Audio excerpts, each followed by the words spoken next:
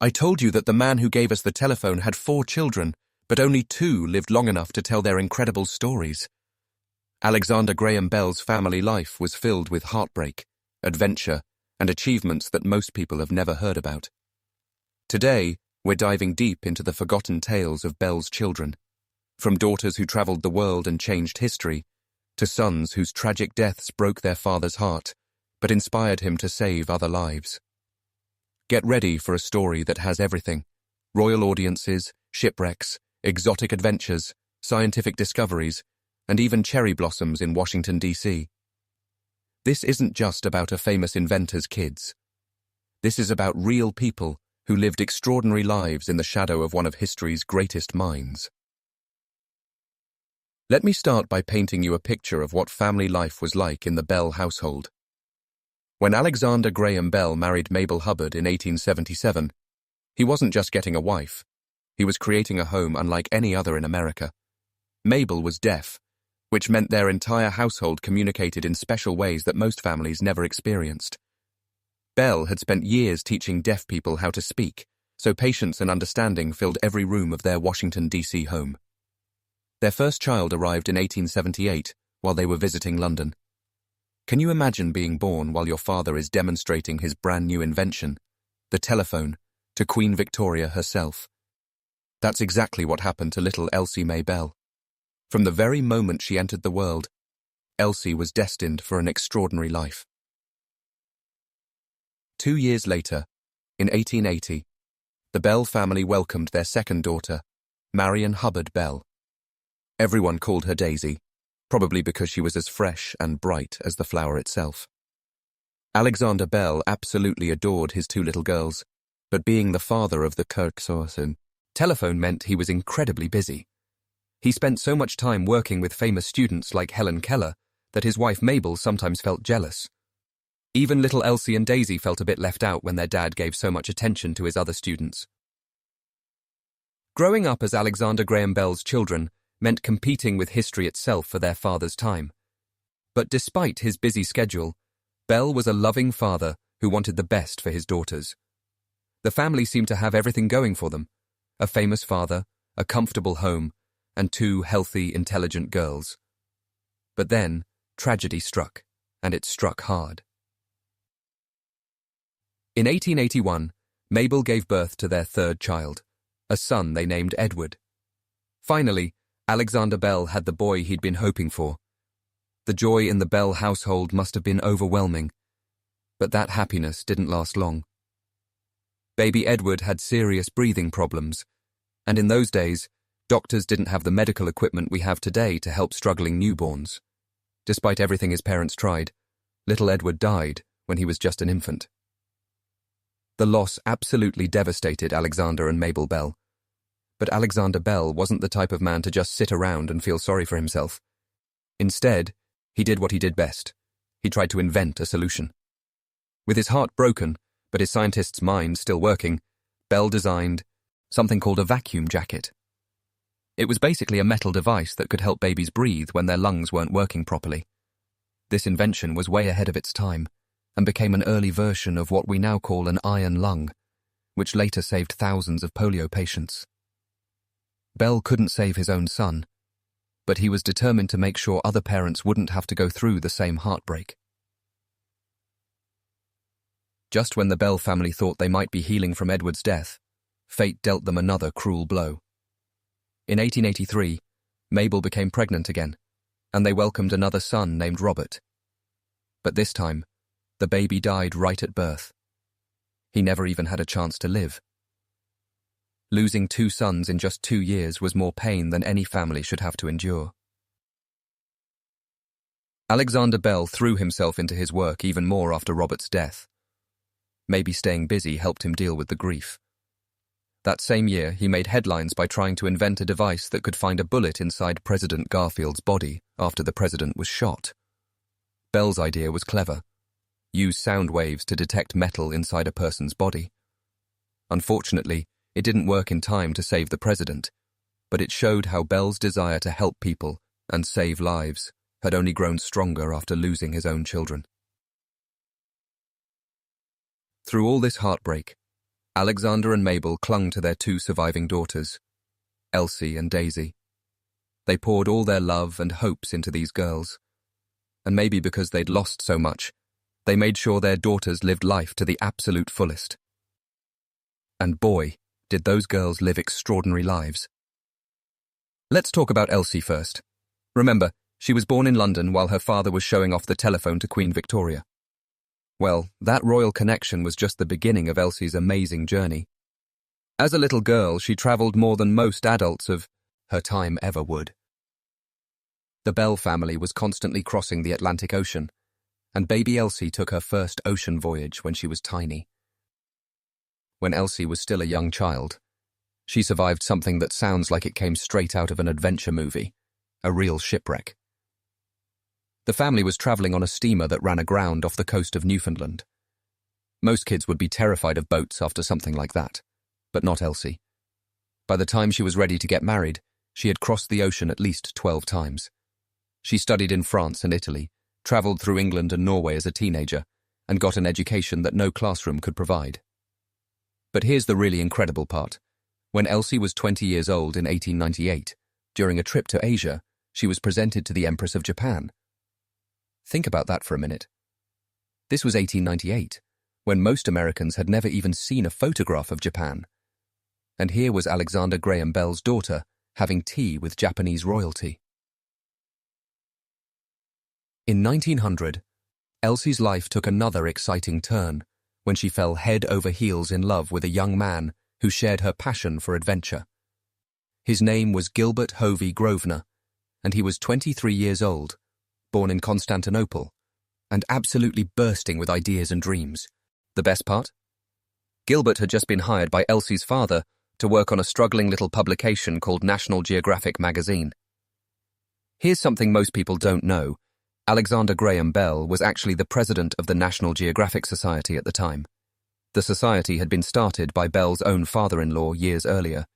So when Elsie married Gilbert in 1900, it truly was a match made in explorer's heaven. The inventor's daughter and the budding geographer were about to set off on a lifetime of adventures together. People started calling them Mr. and Mrs. Geography, and it was the perfect nickname. Gilbert became the editor-in-chief of National Geographic magazine by 1903 and completely transformed it. Before Gilbert and Elsie got involved, National Geographic was a boring scientific journal that hardly anyone read. But they turned it into the colourful, photo-filled magazine that millions of people love today. And Elsie wasn't just standing on the sidelines cheering her husband on. In an era when women were expected to stay quiet and let their husbands do all the important work, Elsie was anything but a silent partner. She actively helped shape National Geographic into what it became. She designed the Society's famous flag, you know, that banner with brown, green and blue stripes representing earth, sea and sky. She also spent countless hours reading manuscripts and looking through hundreds of thousands of photographs, helping decide which stories and images would fascinate readers around the world. If Gilbert was the brain of National Geographic, Elsie was definitely its heart. Mrs. Grosvenor didn't just sit in an office looking at pictures, though. She accompanied her husband to some of the most remote and dangerous places on Earth. They rode horses, mules, camels, and elephants. They travelled by canoe, steamship, train, and even airplanes and helicopters, whatever it took to reach their destination. Picture Elsie in the early 1900s, trekking through steaming jungles or blazing desert sand dunes, wearing a long Victorian skirt the whole time, all so she could bring images of the wider world back to readers who had never seen anything beyond their own hometowns. The Grosvenors weren't just tourists taking vacation photos. They were on a mission to make geography come alive for ordinary people, turning the dry study of maps and mountains into living, breathing adventures that anyone could enjoy from their living room. But Elsie's life wasn't all about globe-trotting. Back home in Washington, D.C., she was raising 7 children of her own, 5 daughters and 2 sons. Yes, 7 kids. Somehow, this incredible woman managed to balance packing school lunches with packing for expeditions to the far corners of the Earth. In her spare time, and you have to wonder when she ever had any. Elsie became deeply involved in important social causes. She was passionate about helping children and served as a leader in several women's organizations. When women across America were fighting for the right to vote, Elsie rolled up her sleeves and joined the battle. In 1913, the day before President Woodrow Wilson's inauguration, there was a huge parade in Washington, D.C. demanding votes for women. And there was Elsie Grosvenor, riding down Pennsylvania Avenue in the procession with 6 of her children alongside her, demanding that her daughters and sons deserve to live in a fair society where everyone has a voice. Can you picture that sight? A mother with 6 kids in tow, marching for women's rights in the nation's capital. Elsie was truly what later generations would call a real-life Wonder Woman. Elsie lived a long, incredibly fulfilling life. She was right by her husband's side as National Geographic became one of the most famous magazines in the world. In fact, their family practically ran the magazine for generations. One of Elsie's sons, Melville Bell Grosvenor, later became president of the National Geographic Society and editor of the magazine, carrying on the family tradition. When Elsie passed away in 1964 at the age of 86, she was the last surviving child of Alexander Graham Bell. Newspapers didn't just remember her as Bell's daughter. They celebrated her as a trailblazer who had made her own mark on history. Now let's talk about Elsie's little sister, Daisy. Marion Hubbard Bell, who everyone called Daisy, was born in 1880 with what people described as a sparkle in her eye. While her big sister Elsie was sailing the 7 seas, Daisy was quietly developing her own special passion. She absolutely loved nature and plants. As a young girl, Daisy often followed her father to his laboratory and workshop, watching him work on his inventions. The Bell family spent their summers at a beautiful estate in Nova Scotia called Bain Bray, which means beautiful mountain. There, young Daisy would watch her father experiment with flying machines and boats that could skim across the lake's surface. When Daisy grew up, she found her perfect match in a scientist who was just as adventurous as her father. In 1905, at age 25, she married Dr. David Fairchild, a botanist and plant explorer who literally traveled the world hunting for useful plants that could help people. David was already famous as a food explorer. He was the guy who introduced Americans to foods like quinoa, avocados, and kale. He even helped bring those gorgeous Japanese cherry blossom trees to Washington, D.C., that tourists love so much today. When Daisy married David, she didn't just take his last name. She took on a life of scientific adventure. The two of them shared a deep love of exploration and became true partners in everything they did. Their home was as exotic as their adventures. In 1926, Daisy and David built an incredible estate in Coconut Grove, Florida, an 8-acre tropical paradise right on Biscayne Bay. They playfully named it the Kampong, after a word meaning village compound in Java, a place they had fallen in love with during their travels. Daisy helped David create an extraordinary garden there, filled with rare trees and plants they had collected from Asia, South America, and beyond. The Kampong became like a living museum of botanical treasures and a gathering place for scientists from around the world. Today, it's preserved as part of the National Tropical Botanical Garden, a lasting tribute to the Fairchild's green thumbs and wanderlust. But Daisy wasn't content to just stay home tending her garden, beautiful as it was. She got her hands dirty in the field right alongside her husband, doing real scientific work. In 1914, David and Daisy worked together to create a remarkable book called Book of Monsters. It was an early work on taking extreme close-up photographs of insects. Now, when I tell you that this gentle, well-bred lady spent an entire summer carefully posing dead bugs for photography, you might find it hard to believe. But Daisy became an expert at something called insect taxidermy. Basically, she learned how to delicately arrange creepy crawlies so they could be photographed in lifelike detail. The result was a groundbreaking National Geographic publication that gave readers an eye-to-eye view of beetles, spiders, and other insects they'd never seen up close before. It's pretty heartwarming and a little funny to imagine the inventor's daughter carefully gluing tiny legs back onto a dead June bug so the world could appreciate its hidden beauty. But that's exactly the kind of person Daisy was. She found wonder in everything. no matter how small or overlooked. Daisy's adventures only got more exciting as she got older. Most people in their late 50s might think about slowing down and taking it easy, but not Daisy Fairchild. In 1939, when David was in his 70s but still full of energy, he organized something called the Cheng Ho Expedition, an ambitious voyage through the East Indies on an actual Chinese junk boat. And guess who packed her bags to join the adventure? Daisy, of course. She didn't sign on as just a tourist or a tag-along wife. She was a working member of the expedition, contributing real scientific work. In the crystal-clear waters of the South Pacific, Marion Daisy Fairchild spent her days collecting exotic seashells by the hundreds, combing tropical shores with her teammate Anne Archbold, another adventurous woman who had helped sponsor the expedition. Picture Daisy in a sun hat, wading in turquoise waters, picking up beautiful shells while scientists around her catalogued brand-new plant species that had never been seen before. She was living the Indiana Jones life, minus the snakes and rolling boulders. To Daisy, age was just a number, and curiosity kept her feeling young. Back on dry land, Daisy's life was filled with family and ongoing scientific work.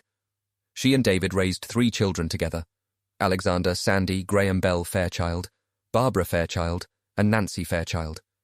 Keeping with family tradition, their son Sandy became a respected entomologist, that's a scientist who studies bugs, and spent decades researching insects in Central America. One of their daughters, Nancy, married a naturalist named Marston Bates, and even wrote a book about living in the Colombian jungle in the 1940s. Clearly, the apple, or should I say the flower, didn't fall far from the tree. Daisy's kids inherited her scientific passion and sense of adventure. Daisy also found ways to support causes that were close to her heart. She was active in organizations that helped deaf people, carrying on her father's lifelong commitment to helping the hearing impaired. Her husband David even served as an officer in what is now called the Alexander Graham Bell Association for the Deaf and Hard of Hearing. In her later years, Daisy enjoyed a quieter life split between Washington, D.C. and Florida, surrounded by children and grandchildren who adored her. But even in her 80s, she remained intellectually sharp and endlessly curious about the world around her. Daisy passed away in 1962 at the age of 81, just 2 years before her sister Elsie died. Now, I can't finish this story without talking about the 2 Bell children who never got to grow up and live these amazing adventures, Edward and Robert. They're often just mentioned as footnotes in history books, but to Alexander and Mabel Bell, they were irreplaceable babies who brought both incredible joy and devastating heartbreak. Edward was born in 1881 at a time when his father was caught up in complicated lawsuits, fighting to defend his telephone patent against people who were trying to steal his invention. You can imagine how eagerly Alexander and Mabel were waiting for their first son, especially after having 2 daughters. But their joy turned to heartbreak when Edward died shortly after birth because of breathing problems. In those days, hospitals didn't have incubators or the advanced equipment that helps premature babies today. If a newborn couldn't breathe well on their own, there wasn't much doctors could do. Alexander Bell's response to this devastating loss was both heartbreaking and inspiring. He didn't just sit around feeling sorry for himself or get angry at the world. Instead, he went straight to his workshop and tried to invent something that would prevent other families from going through the same tragedy. His vacuum jacket invention was basically a negative pressure breathing device, an early version of what would later become the iron lung that saved thousands of polio patients decades later. Bell couldn't save his own son, but he was determined to save someone else's child. In a way, he transformed his private grief into something that could help the whole world. Then in 1883, baby Robert was born. The family must have held their breath with hope during Mabel's pregnancy, praying that this time would be different. But fate was cruel once again. Robert died at birth, never even getting a chance to take his first breath. Losing 2 sons in just 2 years was more heartbreak than any family should ever have to endure. Alexander Bell rarely talked about these tragedies publicly. It was a more private time in history, and sadly, Losing babies was much more common than it is today. But people close to the family knew how deeply the losses affected both Alexander and Mabel. They found comfort in their work and in pouring all their love into their two surviving daughters. Some historians think that losing Edward and Robert made Bell even more determined to use his scientific skills to help and heal people. The same year Robert died, Bell made headlines trying to invent a device that could locate the bullet in President James Garfield's body after the president was shot. Bell's electronic bullet probe used sound waves to detect metal inside the human body, a brilliant idea that was way ahead of its time. Though it didn't work fast enough to save President Garfield, it showed Bell's relentless drive to use science to save lives, probably fueled by the two little lives he personally couldn't save. In a touching way, the Bell family kept Edward and Robert's memory alive through the names they chose for future generations. Elsie named one of her sons Alexander Graham Bell Grosvenor in 1909, honouring her famous father. Sadly, that little boy, Bell's grandson, also died young at just 6 years old. Daisy gave her son the name Alexander as well, calling him Alexander Sandy Fairchild. It was as if the family was making sure that the Bell name would continue in the male line, even though Alexander's own sons never got the chance to grow up. Looking back at the Bell family story, it's incredible to think about everything these people experienced. Alexander Graham Bell didn't just give the world the telephone. He raised two daughters who went on to change history in their own ways. Elsie helped transform National Geographic from a boring scientific journal into the beloved magazine that brought the wonders of the world into millions of homes. She fought for women's rights, raised 7 children, and lived as a true pioneer of her time. Daisy became a scientist and explorer in her own right, helping introduce Americans to new foods and plants from around the world. She brought us the cherry blossoms in Washington, D.C., spent her summers photographing insects, and sailed the South Pacific collecting shells well into her 50s. She raised children who became scientists and writers, passing on the family tradition of curiosity and discovery. Even the tragic deaths of Edward and Robert led to something meaningful. Their father's grief drove him to invent medical devices that would later save other children's lives. The Bell family turned their personal tragedies into hope for other families facing similar heartbreak. What strikes me most about this story is how these people lived with such passion and purpose. They didn't just sit around being famous because of their their invention. Instead, they went out and made their own mark on the world. They traveled to places most people had never even heard of. They fought for causes they believed in. They raised families. They made scientific discoveries, and they never stopped learning and growing. The next time you see those beautiful cherry blossoms in Washington, D.C., remember that they're there partly because of Daisy Bell Fairchild. The next time you flip through a National Geographic magazine, remember that it exists in its current form because of Elsie Bell Grosvenor's vision and hard work. And the next time you think about how medical devices help save premature babies today, remember that some of those ideas started with a grieving father who couldn't save his own sons, but was determined to help other children survive. Alexander Graham Bell's children lived extraordinary lives that most people have never heard about.